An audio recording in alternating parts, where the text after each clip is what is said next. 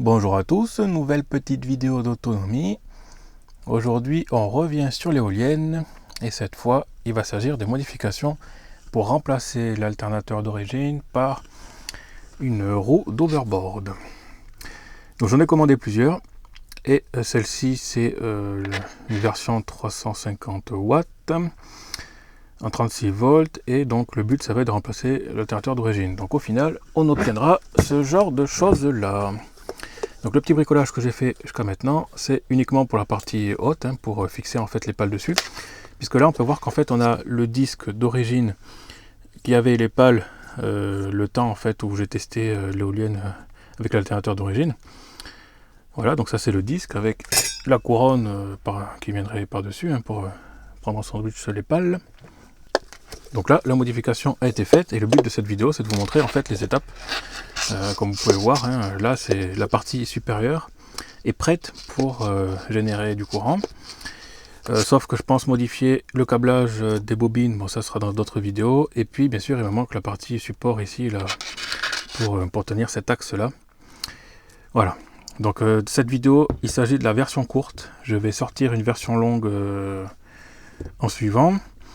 Parce qu'en fait donc deux versions pour ceux qui sont pressés, qui veulent juste voir rapidement les travaux que j'ai fait dessus pour arriver à ce résultat là. Comme ça vous aurez la version courte, et puis ceux qui veulent voir en détail avec mes réflexions, donc mes interrogations, pourquoi j'ai fait comme ça, voilà, ça ce sera dans la version longue qui sortira donc un peu plus tard. Comme ça il y en a pour tous les goûts, voilà. Ceux qui veulent, vous pourrez avoir le détail si vous voulez, ou la version courte avec les bricolages rapides dessus.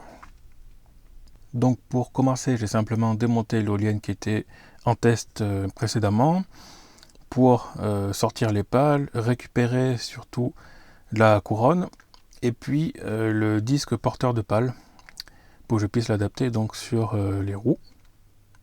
On commence donc par marquer la roue et le disque en porte-pales pour pouvoir fixer les deux.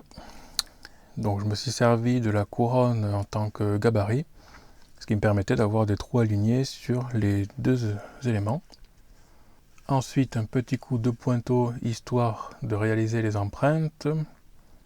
Ensuite on passe à la perceuse à colonne pour prépercer la roue, que l'on viendra ensuite agrandir les trous avec un forêt étagé pour pouvoir passer dedans les boulons M8.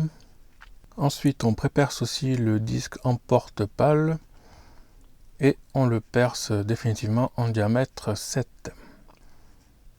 Donc on se taraude ensuite en M8.